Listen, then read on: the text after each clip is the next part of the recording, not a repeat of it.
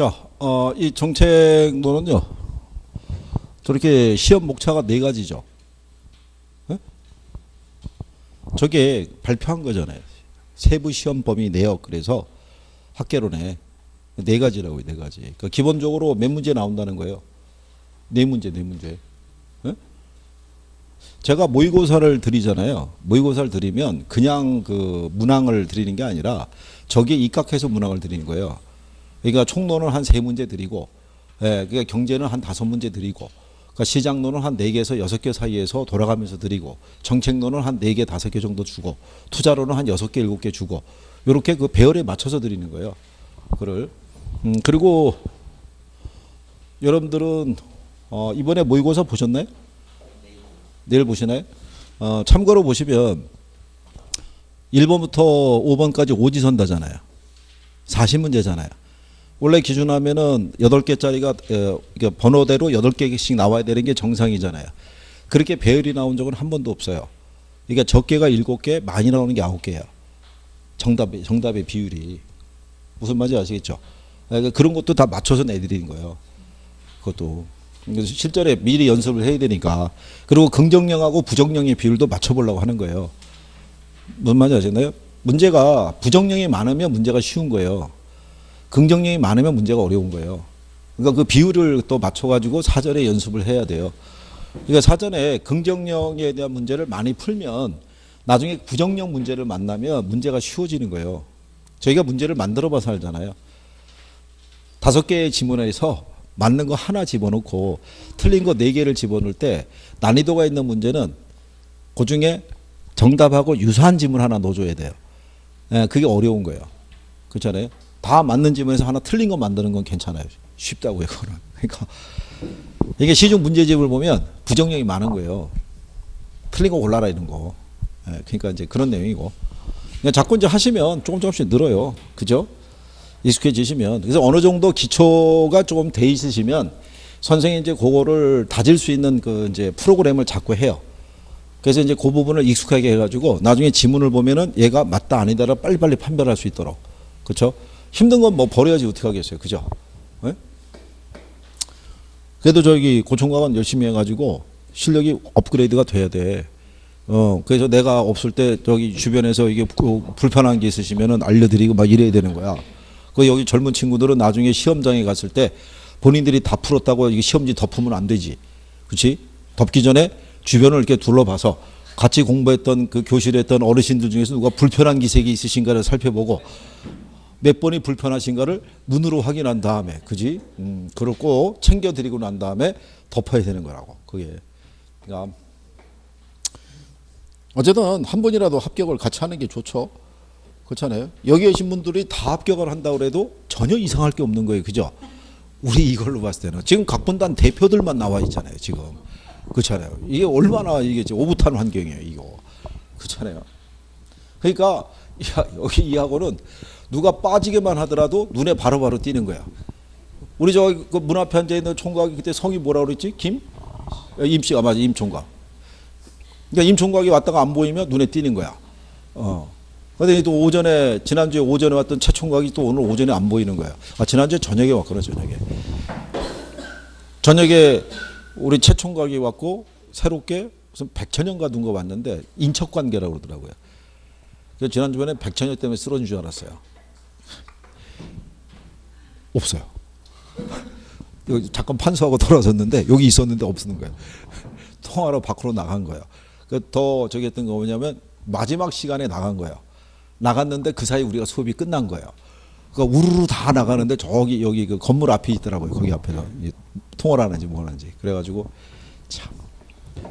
근데 이제 여기 최총각에게 물어봤더니 같은 학교 다닌다 그러고. 그리고 이제 인척 관계인데 여기가 누나뻘이 된대요. 그러니까 뭐라고 말은 못하고. 그러고 상당히 어저께 지난주에 독특했어요. 그게. 근데 어쨌든 간에 그리고 요즘 왜 요즘 김천은 또 안 나와? 아니 근데 친구 맞아? 셋이 친구 아니야? 원래 왔을 때 여기 나란히 3명이 앉았잖아. 근데 서로가 근황을 물어보면 다 모른대. 최천이 안 나올 때 이천이 물어보면 모른다 그러고, 이천이 안 나올 때 물어보면 모른다 그러고, 김천이한테 물어보면 모른다 그러고. 연락은 하면서 지내? 그냥 같은 학교야? 같은 학과? 아, 졸업한. 그래, 참. 그래도 안면이 있으면 그래도 관심을 가져줘야지. 뭐 하는지. 그렇잖아. 자, 여기 보시면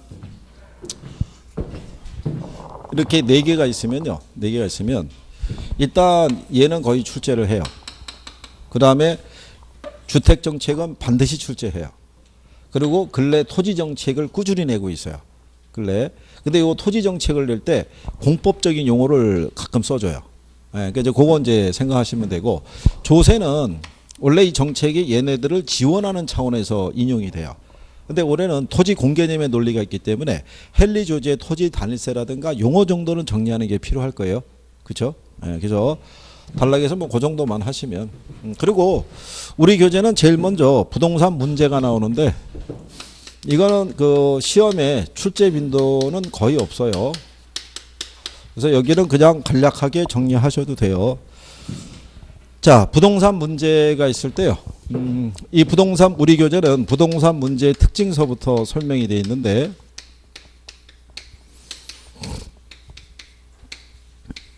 이렇게 네 가지가 있어요. 이게 예전에 시험에 한번 나온 적이 있어요. 아주 오래전에. 그때 이거 빼고 한번 준 적이 있어요.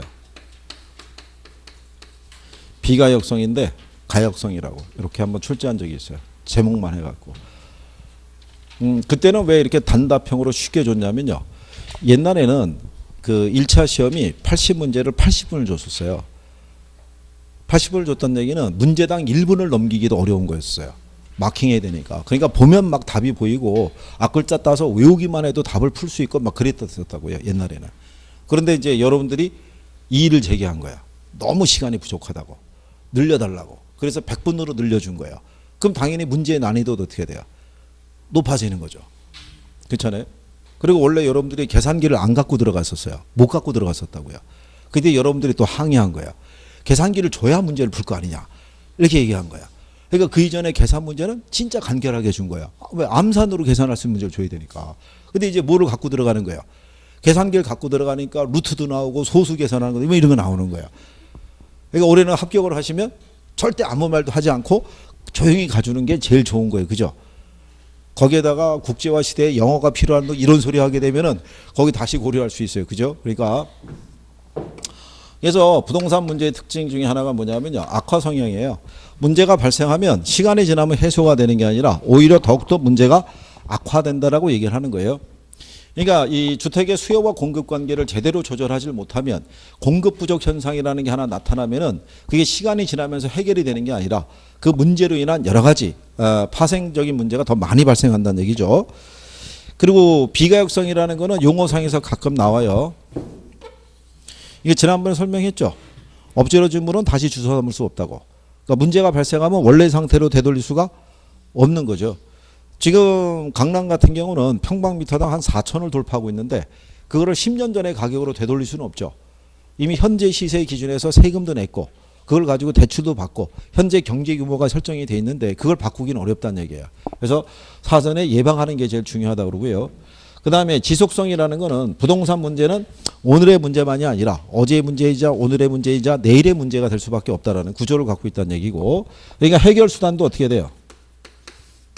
다양하게 나올 수밖에 없죠. 그래서 부동산 대책은 항상 종합 대책으로서 우리가 시장에 표출이 된다고 보시면 될 거예요. 그런 성격을 갖고 있다고 보시면 되겠고요. 그 다음에 이 부동산 문제를 보게 되면 크게 토지 문제가 있죠. 이제 토지 문제를 보시게 되면요. 제일 먼저 나오는 게 뭐냐면 우리 교재는 이제 순서가 잠깐 바뀌었는데 일단 이게 부족하다는 얘기죠. 토지가. 이게 부족하니까는 뭐가 발생할 수 있고 지가고가. 그러면 이거는 다시 뭐를 유발해요? 투기를. 그러니까 얘는 투기를 유발하고 투기는 다시 지가고를 밀어 올리는. 그렇죠? 그럼 피드백 현상이 발생한다는 얘기죠. 그러면 이게 토지가 부족하다는 얘기는 뭐냐면요. 우리나라 전체 면적이 만약에 100이라고 가정하게 되면 요중에 도시용 토지로 쓸 수 있는 게 한 3% 수준이에요. 우리나라 전체 면적 중에서 70%가 산림으로 돼 있잖아요. 그 외에 뭐 나머지 뭐 도로라든가 하천 이런 거 다 빼고 나면은 도시용 토지로 쓸 수 있는 게 3% 수준이에요. 요게 3%를 가지고 우리나라 국민 그 1인당 돌아갈 수 있는 평형을 계산해 보면은 한 37평 정도씩 돌아간대요. 1인당. 근데 그 37평을 아파트 면적 생각하시면 안 되는 거예요. 그 37평 안에는 주거 공간과 복지 시설과 교육 시설과 이런 게 다 들어가 있어야 되는 거야. 그러니까 무진장이 협소한 거죠. 그렇지 않겠어요? 그러니까 수요에 비해서는 뭐가 절대적으로 부족해요. 공급이. 그러니까 뭐가 상승하겠어요? 땅값이 상승하죠. 그러면 땅값 상승이 예상되는 곳에는 뭐가 계속 개입이 돼요? 투기적인 요소가. 투기는 다시 땅값 상승을 밀어 올릴 것이고. 그렇죠? 그런 현상이 발생하겠죠. 그렇게 되면 땅값 상승을 통한 이익은 누구만 가져가겠어요? 땅을 가진 사람만 가져갈 거 아니에요. 그래서 이 토지 공개념이라는 것을 지금 제안을 한 거죠. 결국 뭐를 환수하겠다는 거예요. 땅을 많이 가지면서 얻을 수 있는 이익을 환수하겠다는 거죠. 그러니까 결국은 보유세를 강화시키겠다는 얘기죠. 자체가. 그래서 뭐 그런 내용이고요. 그 다음에 이제 토지의 비효율적인 이용 문제라는 것도 대두가 되죠. 그렇잖아요. 굳이 이용하지 않아도 땅값 상승에 따른 이득을 얻을 수가 있고 또 이용을 할 때 어떤 공공의 이익은 전혀 고려하지 않고 개인의 이익만을 위해서 토지를 이용하는 비효율적인 문제라는 것도 존재한다는 거고요. 그 다음에 토지 소유가 뭐가 돼 있다는 거예요. 편중이 돼 있다는 얘기죠. 우리나라 전체 사유지 중에 한 90% 정도 수준이 상위 1%에서 소유가 되고 있죠. 근데 그 90% 중에서 거의 대다수가 상위 1% 중에 1%가 소유하고 있다고 보시면 되겠죠. 그러니까 우리나라에 보면 땅 많은 사람들이 있어요, 없어요? 맞아, 무지하게 많죠. 그렇잖아요. 지방에 가면 왜 땅 부자 이렇게 하시는 분들 많잖아요. 이 근동에서 그 양반 땅을 밟지 않고서는 지나다닐 수 없는 그런 지역도 여러 군데가 존재를 하죠. 그리고 또 그런 중에 일부가 만약에 수용이 돼서 보상이 이루어지면은 보상 가액이 또 만만치 않죠. 그래서 경기 북부의 한 마을 동네에서는 한 가구가 보상받은 금액이 평균 금액이 100억이라고 그랬었어요. 그러니까 100억 미만 보상받은 사람은 명함도 못 꺼낸다고 그랬었어요. 그리고 그 동네가 어떻게 알려졌냐면 그때 한번 말씀드렸을 거예요. 그 동네를 지나고 있던 그 중소기업 사장이 몰고 있던 렉서스 승용차라고 왜 수입차 있잖아요. 그거하고 경운기하고 이렇게 추돌을 한 거죠. 그 추돌을 했으니까는 렉서스 승용차 그 차주의 입장에서는 황당할 거 아니에요. 다른 사람도 아니고 모습을 보니까 잠바 입고 새말 모자 쓰고 얼굴 시커마신 야이 드신 양반이 경운기 앞에 위에 앉아 있는데 이거 수리비 받기는 어려울 것 같다 이런 생각이 드니까 여러 가지 뭐 좀 그 강한 좀 드센 표현을 좀 썼을 거 아니에요. 그러니까 그 양반이 얘기한 거죠. 이 차 얼만데 이렇게 물어본 거죠. 이게 얼만데 이렇게 얘기한 거니까 알았어 내가 살게 이렇게 된 거죠. 그 양반이 100억 보상 받은 사람이죠. 그러니까는 그런 동네가 있을 정도로 그러니까 지방에 가면은 그 뭐라고 할까요? 소위 말대로 땅 많이 갖고 있고 소위 말대로 우리가 얘기하는 부자라고 얘기할 수 있는 분들이 많이 존재하죠. 그렇잖아요. 제가 어느 도시를 가봤더니 조그마한 도시인데 수입차가 그렇게 많이 돌아다니더라고요.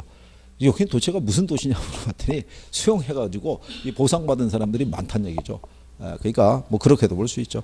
자 어쨌든 이런 소유의 편중 문제가 있고요. 그 밑에 있는 참고란에 있는 소득 분배의 평등도 측정 지표 있죠. 이거는 뭐 얘기가 토지 소유 편중을 얘기하는 게 아니라 계층별 소득 분배의 불공정성이 있죠. 그거를 측정하는 거죠. 1인당 국민소득이 높은 나라를 할지라도 빈부의 격차가 심한 나라 있어요 없어요? 있을 거 아니에요. 그 불평등의 정도를 측정하는 것을 우리가 로렌스 곡선하고 지니 계수를 갖고 측정한다고 그랬었죠. 기억하시나요? 네. 그러니까 이거는 그대로 참고하시면 되고 뒷장에 넘어가시게 되면 지난번에 거기 PIR 지수도 설명했었죠.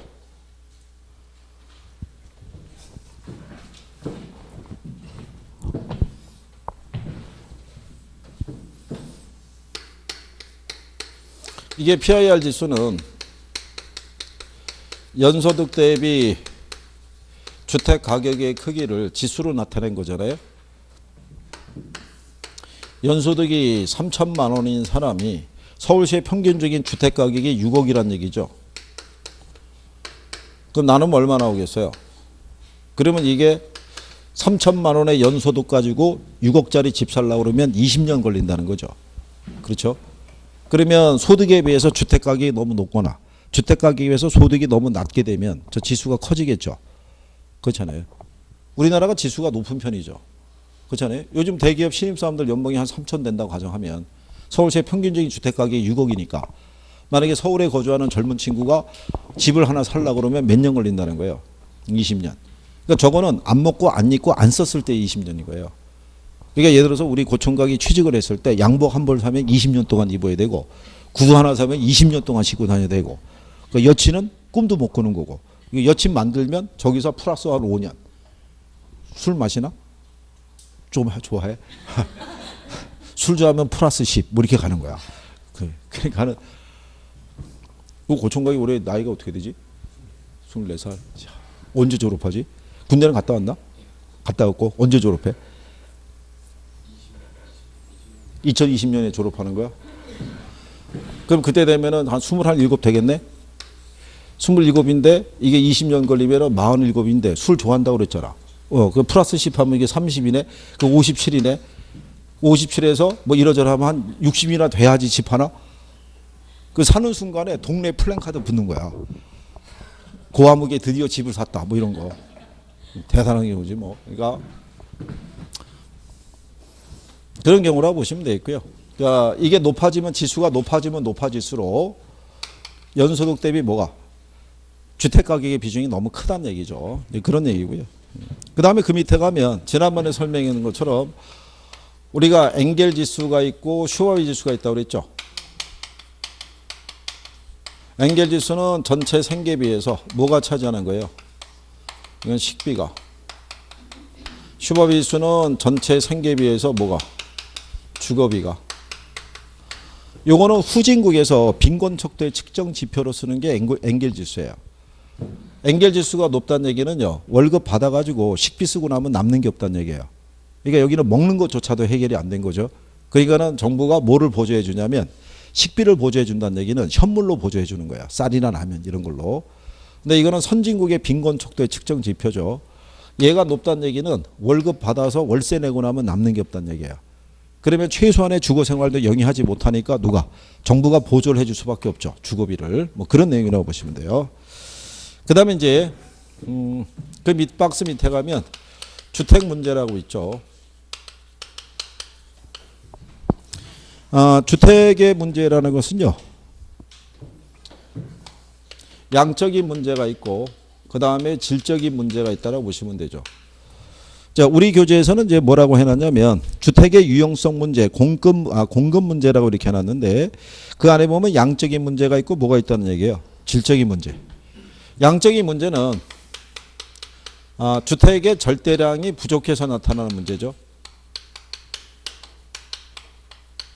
그래서 모든 나라에서는 주택 정책을 초기에 펼칠 때는 양적으로 주택의 양을 늘리는 정책을 쓰죠. 그래서 1가구 1주택의 문제 있죠. 그러니까 주택 보급률을 100%를 목표로 하고 공급을 계속하는 거죠. 우리나라는 주택 보급률이 100%를 넘어섰어요. 한 102~3% 정도 될 텐데 단 자가 소유 비율이 적어요. 그러니까 두 집에 한 집 정도는 세를 살고 있다고 보시면 돼요. 그래서 1인당 주택을 제일 많이 보유하고 있는 양반이 그 당시에 3,000채인가 이렇게 한번 나온 적이 있어요. 그래가지고 한 100채 갖고 있는 사람은 명함도 못 내민 거야. 이게 말이 3,000채지. 자기 집 한번 돌아보는데도 한 3년 걸릴 거예요. 그죠? 그거. 완전 여행을 떠나야 될 거 아니에요. 그거. 그 양반이 그렇게 집을 많이 소유한 거는 뭐 집에 대한 뭐 집착이 있거나 그렇잖아요. 집을 수집하는데 취미가 있거나 뭐 그런 거 아니고서는 뭐 설명할 수가 없죠. 그죠? 그러니까 한 10채 있는 사람은 말도 못 꺼내는 거예요. 그 사람 앞에 가면. 그러니까 그런 거예요. 그래서 아직은 우리나라가 이 문제에서 크게 벗어나지 못했다고 보는데 젊은이들 사이에서는 이 문제가 발생하죠. 이거는 뭐냐면 뭐가 증가했는데 소득이 증가했는데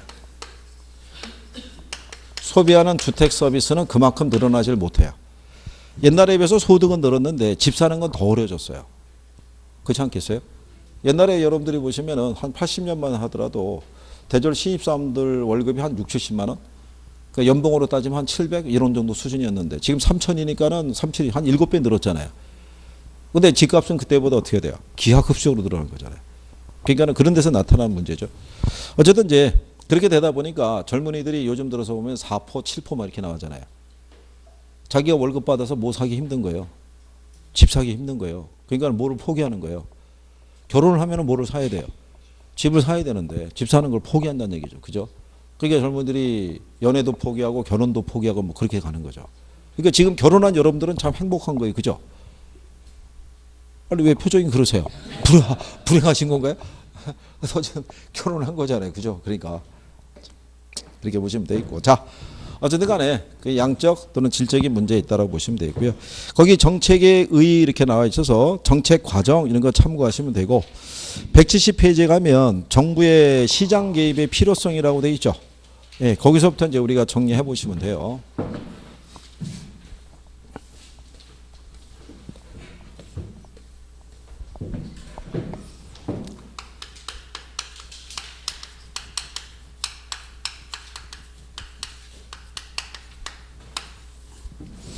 자, 정부가 이제 시장에 개입을 할 때는요, 일정한 역할을 수행하기 위해서 들어와요. 그게 요 기능이라고 보시면 돼요. 저기 보면 우리가 제목에 정책의 의미 기능이라고 돼 있죠. 기능이 역할이라는 거예요.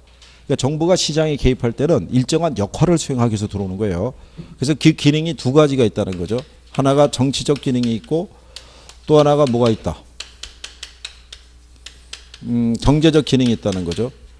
그래서 정치적 기능은 뭐를 달성하기 위해서 들어오는 거예요. 사회적인 목표를 달성하기 위해서 들어온다 이렇게 얘기하죠. 그거는 이제 171페이지의 맨 상단에 있죠. 거기 보면 사회적 목표 달성이라고 돼 있죠. 가로 열고 정치적, 정책적 기능 수행 이렇게 돼 있잖아요. 그러니까 이 사회적 목표라는 것은요, 형평성일 수도 있고 효율성일 수도 있고 뭐 복지성이나 민주성이나 자유성이나 다양하게 표출이 될 수 있는데 그 중에는 선거 공약 이런 것들을 이행하기 위해서 들어온다고 그랬어요. 그죠? 그러니까 정부가 시장에다가 뭐를 공급을 함으로써 공공주택을 공급을 함으로써 저소득층에 대한 주거 수준이 있죠. 이거를 개선하기 위해서 들어오는 것들이 이제 정치적인 역할. 그죠? 왜냐하면 지난번에 우리가 주택 소유하고 주택 수요라는 거 해봤죠. 무주택 서민들도 저소득층도 주택에 대한 필요는 느껴요, 안 느껴요? 느끼죠. 느끼는데 이 사람들은 뭐가 없는 거예요? 구매력이 없죠. 구매력이. 구매력이 없으니까 시장에서 수요로 등장할 수가 없죠. 그러니까 이 사람들은 그래도 주거에 관한 욕구는 채워줘야 될 거 아니에요. 그러니까 누가 개입을 해서? 정부가. 그래서 공공주택을 끊임없이 공급을 해줘야 되죠. 그런 내용이고 경제적 기능이라는 것은 뭐를 수정하기 위해서 시장의 실패를 뭐 하기 위해서 수정하기 위해서 들어오는 거예요. 그죠? 시장의 실패라는 것은요. 시장의 자유조절 기능이 저하가 돼서 그죠? 시장이 균형 상태를 이루지 못할 때 나타나는 것을 우리가 시장의 실패라고 그래요. 그죠? 거기 여러분들이 옆에 171페이지에 가면 거기 시장 실패라고 돼 있죠. 그 시장 실패의 의의를 가면은 뭐라고 되어 있냐면요. 자원 배분 기능을 담당한 그 시장 기구가 효율적인 자원 배분을 달성하지 못하는 현상이다 이렇게 되어 있잖아요. 그러니까 시장에 자율 조절 기능이라는 거 아시죠? 우리가 균형할 때 해본 거예요. 시장 전체의 수요 곡선과 공급 곡선이 교차하는 점에서 균형 가격과 균형 거래량이라는 게 생기죠. 그럼 이 상태에서는 수요량과 공급량이 어떻게 돼요? 같아지잖아요. 그러니까 균형 상태를 할 수 있죠. 근데 단기적으로 시장 가격이 이렇게 상승할 수 있어요, 없어요? 그럼 여기서 뭐가 발생해요? 응? 초과 공급이. 그러면은 공급자 경쟁에서 다시 가격이 어떻게 돼요? 균형 상태로 회귀할 거 아니에요. 그죠? 근데 반대로 가격이 이렇게 하락하면 어떻게 돼요? 뭐가 발생해요? 초과 수요가 발생하면 수요자 경쟁에서 다시 가격이 어떻게 돼요? 원래 상태로 회귀하잖아요. 이게 시장의 자유조절 기능이라고요. 무슨 말인지 아시겠나요? 그래서 완전 경쟁 시장에서는 항상 무슨 상태? 균형 상태를 유지하는 거예요. 그러니까 수요와 공급이 항상 일치하는 상태잖아요. 그럼 시장의 실패가 발생했다는 얘기는 초과 공급 상태가 됐든 무슨 상태가 됐든 이 상태에서 조절이 안 된다는 거예요. 그렇게 해서 발생하는 걸 뭐라 그런다? 그걸 시장의 실패라고 얘기하는 거예요. 그래서 여러분들이 우리가 이제 여기서 이걸 알아야 되거든요.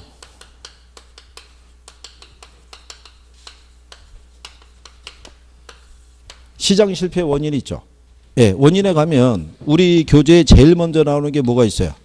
외부 효과 있잖아요. 외부 효과는 별표해야 돼요. 그죠? 예. 그러면 자, 외부 효과를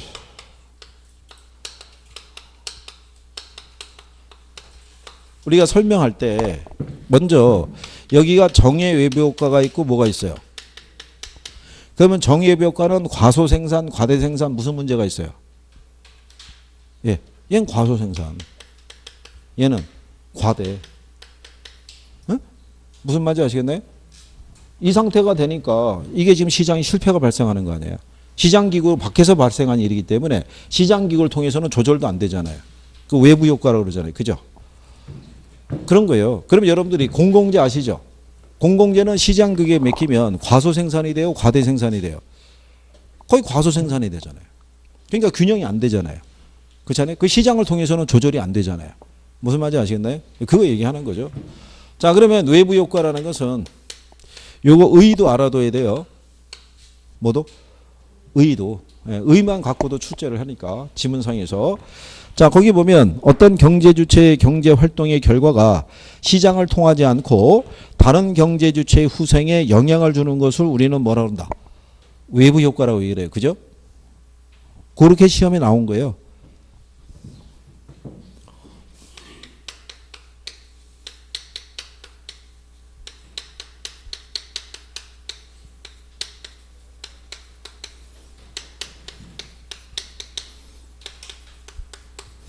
경제 주체의 경제 활동이요. 시장 기구를 통하지 않고 거래 당사자가 아닌 제3자 있죠. 3자에게 의도하지 않은 혜택이라든가 손해를 가져다 주면서도 거기에 따른 대가를 요구하지도 않고, 그렇죠? 거기에 따른 보상을 하지도 않는 경우를 뭐라고 그래요? 그걸 외부 효과라고 얘기하죠. 그러니까 위에 거를 정의 외부 효과, 밑에 거를 무슨 효과? 부의 외부 효과 이렇게 규정할 수 있죠. 그렇죠? 그래서 이게 보면 경제 주체라는 거는 가게도 되고 기업도 되고 이제 정부도 되겠죠. 여기 경제 활동을 우리가 크게 나누면 생산, 소비로 나눌 수 있죠. 그러니까는 외부 효과라는 거는 생산 과정에서 발생할 수 있고 소비 과정에서도 발생할 수 있다. 그렇게 설명한 거죠. 그래서 생산 과정에서도 정과 부의 외부 효과가 있고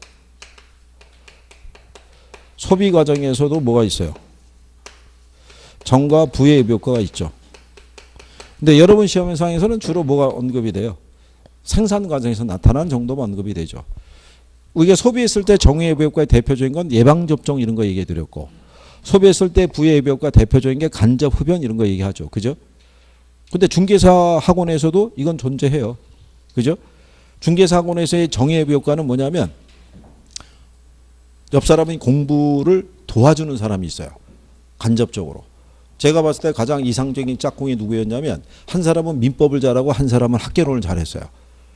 그래서 둘이서 앉아가지고 그거를 서로 간파한 다음부터 치열하게 가르쳐 주더라고요. 그게 동반 합격하더라고요. 그렇잖아요.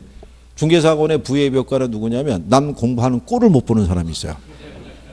남아서 공부하고 있으면 괜히 들어와가지고 쿡 찔러 뭐 이렇게 열심히 해. 나와 차 한잔해 차 한잔해. 끌고 가서 한 2시간을 수다를 떨다가 집어넣고 나는 거야. 그러고 나면 또 다른 누군가가 찾아와서 뭐 이렇게 열심히 해. 밥은 먹고 해야지. 나가. 이렇게 해서 또 끌고 나가서 밥 먹이고 한 2시간을 또 밖에서 얘기하다가 들여보내는 사람이 있어요. 그런 사람들이 부의 효과를 주는 사람들이죠. 그렇잖아요. 그런 사람들이 그 교실에 한 2, 3사람만 있으면 그 반이 위태로운 거예요. 그 남 공부하는 꼴을 못 보는 거예요. 그거. 그죠? 이거 어쨌든 간에 공부를 많이 시켜야 된다 말이죠. 그래서 어쨌든 그래서 이렇게 성생산과 소비의 외부 효과가 있는데 여러분 시험에는 주로 이제 생산 과정에서 나와요. 그래서 여러분들 거기 외부 효과에 의해 보면은 C번에 외부 효과는 생산 과정에 발생할 수 있고 어디서 발생할 수 있다. 소비 과정에서도 발생할 수 있다고 얘기를 해요. 그럼 그 밑에 가면 정의 외부 효과가 있고 뒤에 가면은 부의 외부 효과라고 돼 있죠. 예, 그럼 부의 외부 효과를 우리가 먼저 한번 보는 거예요. 뒷페이지 172페이지에 가면 무슨 효과가 있어요?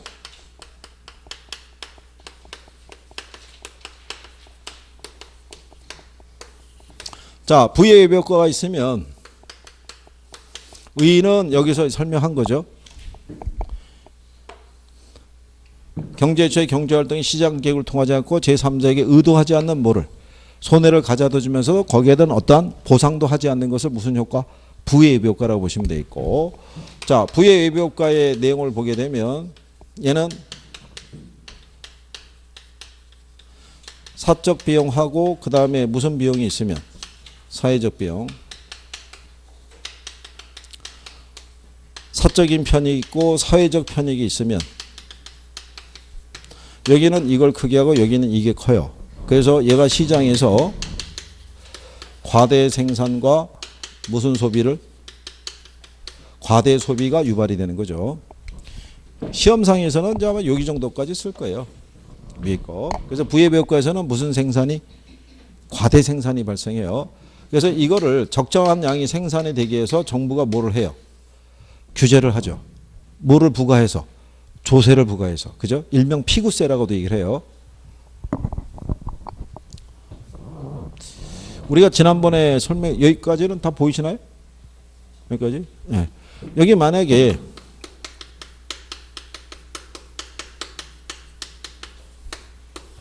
A라는 시멘트 공장에서 이 시멘트를 생산을 해서 얘네가 판매를 해요. 자, 그럴 때 그러면 얘네가 판매 가격을 정할 때는 어디에 기초해서? 생산비에 기초해서 판매 가격이 결정이 될 거 아니겠어요? 근데 얘네가 생산비가 얼마 들어가냐면 10,000원 들어간다는 거죠. 그래서 얘네가 판매 가격을 얼마로? 10,000원에 책정해서 10만 톤을 생산을 하고 있어요. 이렇게. 그러면 시장에서 이거를 소비하는 소비자들이 있어요, 없어요? 소비자들은 얼마에 주고 10,000원을 주고 지금 시멘트를 소비하고 있다고 생각할 거 아니에요. 그죠? 네. 그런데 얘네가 이거를 생산하는 과정에서 각종 오염물질이 배출될 수 있어요, 없어요? 그러면 이것 때문에 각 많은 사람들이 호흡기 질환에 시달릴 수 있을 거 아니에요. 그죠? 그럼 어쩔 수 없이 얘를 갖다 뭐 해야 돼요? 정화를 시키는데 비용이 발생할 거 아니에요. 그죠? 이 비용이 한 2만 원 되는 거예요. 그죠? 그러니까 여기서 또 하나 알아두실 거는 부의 외부 효과는 무슨 비용을 발생을 시키는 거예요? 사회적 비용을 발생시키는 거예요. 네? 얘가 커지잖아요. 우리가 지난번에 사적 비용은 뭐를 사적 비용이라고 그랬어요? 사적 비용은 이건 생산자가 부담하는 비용. 그럼 사회적 비용은 얘는 사적 비용하고요. 무슨 비용? 외부 비용으로 구성이 되어 있는데 외부 비용은 생산에 참여하지 않는 사람들이 부담하는 비용이에요. 그러니까 부의외부 효과에서는 이걸 이렇게 플러스 시키는 거예요. 그러면 여러분들이 보시면 지금 사적 비용은 생산자가 부담하는 비용이죠. 이게 얼마예요? 10,000원이잖아요. 근데 여기는 10,000원에다가 얘를 정화시켜서 들어간 비용이 얼마 있어요? 이렇게 될 거 아니에요. 그러니까 요거 두 개를 합한 게 사회적 비용이잖아요. 그러니까 사회적 비용이 무슨 비용보다? 사적 비용보다 커지는 거예요. 무슨 말인지 아시겠어요? 이걸 어디서 부담하니까? 사회에서. 이거 정화시키는 비용은 이 생산자는 이 비용에 대한 책임을 안 지죠. 이게 만약에 소유자가 갑이라고 그러면 이 사람은 이 공장이 자기 소유잖아요. 자기 소유의 공장에서 생산하는 제품에 대한 비용까지는 자기가 책임을 져요. 근데 거기서 제품이 생산해서 발생하는 오염에 대해서 문제가 생기는 거는 자기가 책임을 안 지죠. 인식을 못하니까. 환경은 자기 소유가 아니잖아요. 자기 소유의 공장에서 제품 생산할 때 발생하는 생산비만 부담한다고요. 그 나머지 이 비용은 누가 부담하는 거예요? 생산에 참여하지 않는 사람들이 부담하는 거예요. 사회에서. 그러면 결국은 소비자는 10,000원 주고 사는 게 아니라 얼마 주고 사는 거예요? 3만 원 주고 사는 거랑 똑같잖아요. 그럼 이제 각종 민원이 제기가 되면 이렇게 해서 나오는 이 공해 문제 있죠. 공해 문제는 일반인들이 취급하기 어려워요. 이게 사해가 있고 공해가 있는 거예요. 사해는 내가 피해를 볼 때 누구로부터 피해를 보는지를 정확하게 아는 걸 사해라고 그래요. 그게 층간소음 문제예요. 누구로부터 피해를 보는지를 아니까 바로 분쟁이 발생하죠. 근데 공해 문제는 뭐냐면 우리가 지금 이렇게 공부하고 있는데 밖에서 막 자동차 클락슨 소리가 문쟁이 들리는 거예요. 그 누구야? 그리고 딱 내다봤더니 차량이 한 수백 대가 쫙 늘어서 있는 거예요. 그 어느 차에서 그걸 발생했는지를 모르겠죠. 그렇게 발생하는 걸 공해라고 그래요. 그러니까 공해는 일반인들이 처리하기 어려우니까 누가 개입하겠어요? 정부가. 추적해서 얘를 잡았을 거 아니에요. 그러면은 여기에 대한 이 행정상의 제재를 가하고 뭐를 설치하는 거를 오염물질을 방지하는 시설을 설치하라고 얘기하겠죠. 그러면 얘를 설치를 하게 되면 비용이 얼마 들어가겠어요? 2만 원이. 그러니까 결국은 외부 비용이 뭐가 되는 거예요? 내부화 된다고 얘기를 해요. 그러니까 외부 비용이 무슨 비용에 반영이 되는 거예요? 생산비에 반영이 되는 거예요. 그러면은 생산자 입장에서는 10,000원 받고 팔 수는 없잖아요. 생산비가 3만 원 올라갔으니까. 그럼 결국은 판매 가격을 어떻게 해야 돼요? 올려야 될 거 아니에요. 판매 가격을 올리기 위해서는 어떻게 해야 돼요? 공급이 줄어야죠. 무슨 말인지 아시겠나요? 그러니까 그림으로 나타내면 이렇다는 얘기죠.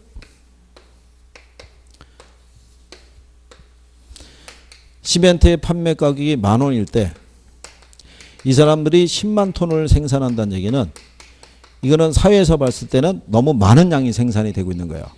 이거는 자기네가 무슨 비용을 부담하지 않으니까, 외부 비용을 부담하지 않으니까. 그러니까 요때 요 공급 곡선은 사적 비용만 반영이 됐다고 보는 거예요. 근데 이제 정부가 규제를 하게 되면 생산비가 증가했잖아요. 그러면 가격을 올려봐야 되겠으니까 뭐를 줄이겠어요? 공급을 줄일 거 아니에요. 한 5만 톤 이렇게. 그리고 요게 사회적으로 봤을 때는 최적 생산이 되는 거예요. 그러면 가격이 얼마로 올라가겠어요? 3만 원으로. 그럴 때 요거는 무슨 비용까지도 반영이 된 것이다. 사회적 비용까지도 반영된 공급 곡선이라고 그래요. 그래서 부의 외부 효과에 대한 규제가 이루어지게 되면 원래보다 공급량이 어떻게 돼요? 줄어드는 거야. 그래서 공급 곡선이 어느 쪽으로 간다? 좌측으로 이동한다 그러는 거예요. 이론으로 쓰면 이제 그 정도예요. 부의 외효과에 대한 공장에 대한 규제가 발생하게 되면 공급이 감소해서 공급 곡선이 어느 쪽으로 간다? 좌측으로 간다. 그 정도. 부의 외효과가 발생하게 되면 무슨 비용을 발생을 시킨다? 사회적 비용을 발생시킨다. 규제 전에는 무슨 생산이 이루어진다? 과대 생산이 이루어지고 있다. 뭐 이런 것 있죠. 그런 거 한 3가지 정도를 포인트로 해서 기억하시면 될 거예요. 그거 바꿔주는 것밖에 없을 테니까. 무슨 말인지 아시겠나요? 네.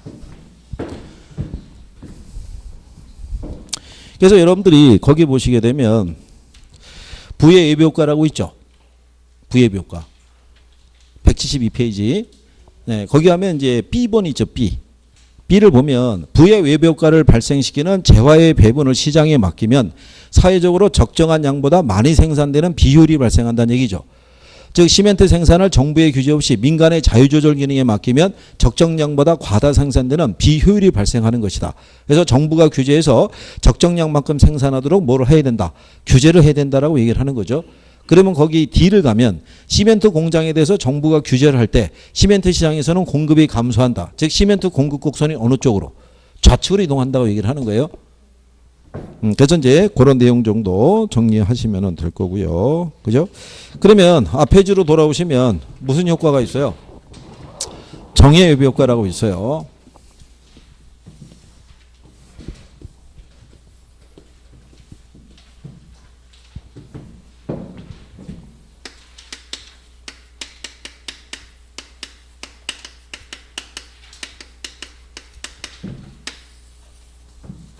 자, 정의외부 효과의 의의는 이제 저기다 설명한 거고요. 내용을 보시면 정의외부 효과는 사적인 비용과 무슨 비용이 있을 때, 예, 사회적 비용이 있을 때, 여기는 이 비용이 더 커요. 사적 비용이. 대신에 사적인 편익과 사회적 편익을 비교할 때 사회적 편익을 더 크게 해요.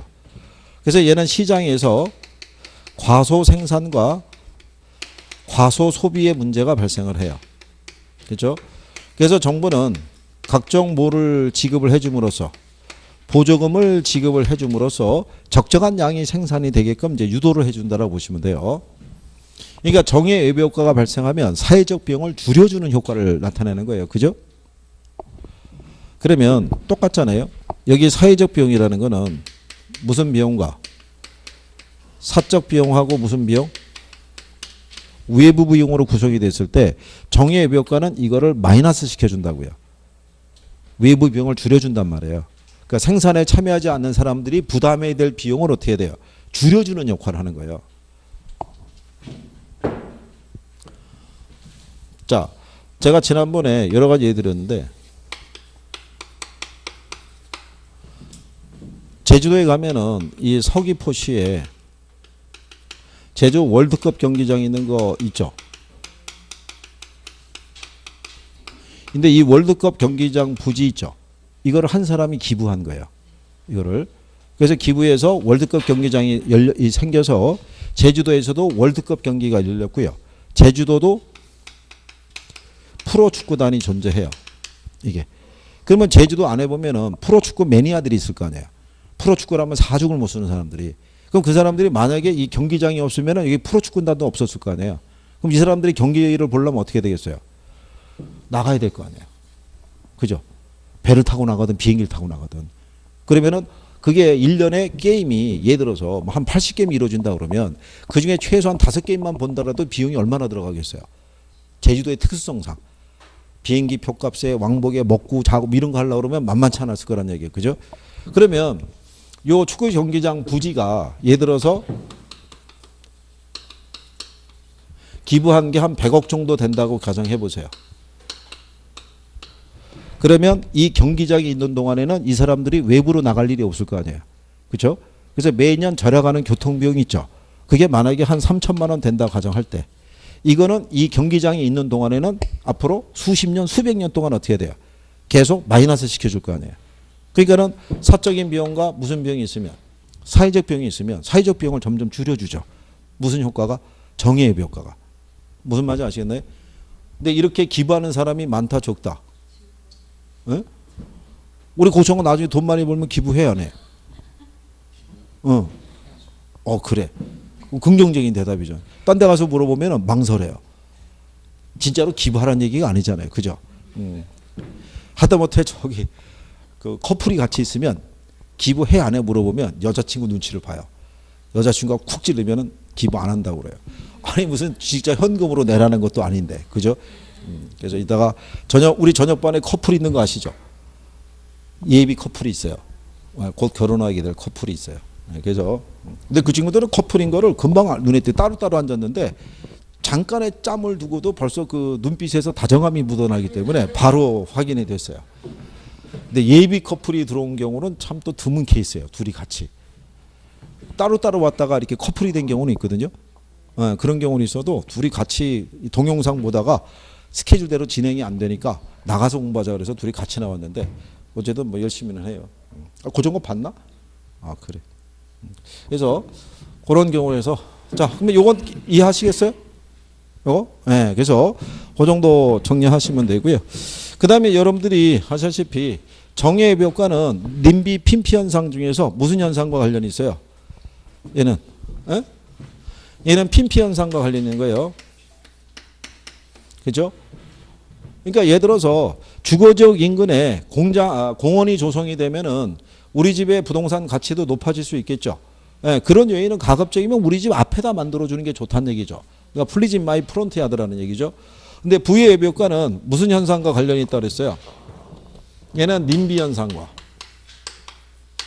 그러니까 not in my backyard라고 그래서 우리 동네의 가치를 떨어뜨릴 수 있는 요건은 원래 요건은 우리 집 뒷마당도 허용이 안 된다는 얘기인데 그게 아니라 우리 동네 얼씬도 하면 안 된다는 얘기죠. 그러니까 일종의 지역 이기주의라고 보시면 되겠죠. 그러면 이런 외부 효과를 해결하는 방법이 있죠. 173페이지 있죠. 네.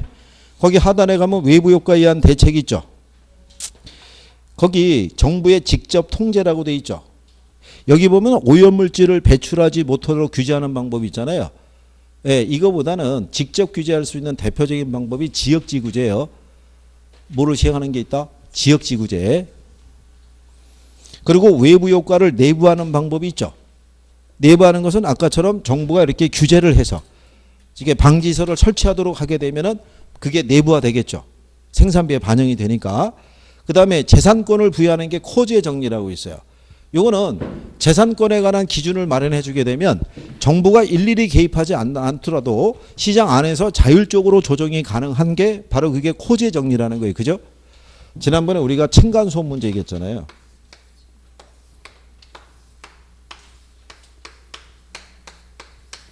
이게 층간소음 문제가 대두가 되니까 법원에서 정부가 이제 기준을 마련해 주는 거죠. 만약에 75데시벨 이상의 소음이 1시간 이상 지속이 되면 그러면 한 30만 원 보상해 줘야 된다. 이게 기준을 75데시벨 정도면은 이게 시위 현장에서 발생하는 소음 정도 생각하시면 될 거예요. 그 무진장이 어떻게 돼요? 시끄러울 거라고요, 이게. 그러니까 그러면 예를 들어서 이 사람이 오늘 생일 파티가 있어요. 한 2시간 할 것 같은데 소음도가 자기가 생각할 때는 이 정도 될 것 같아요. 그러면 얼마를 들고 60만 원을 들고 이 사람 찾아가는 거죠. 나 이따 2시간 동안 생일 파티 할 것 같다. 60만 원 콜? 그래고 여기서 콜 그러면은 오케이 그러고 해주는 거죠. 그죠? 예, 그리고 거부하면 딴 데 가서 하면 되고. 그러면 굳이 정부가 개입하지 않더라도 자체적으로 해결할 수 있어요, 없어요? 뭐 그렇다는 얘기고. 그 다음에 마지막으로 거기 없는데 마지막으로 이게 있다고 그랬어요. 그죠? 뭐 하는 방법? 합병하는 거. 지난번에 이거 얘기한 거 기억하시죠?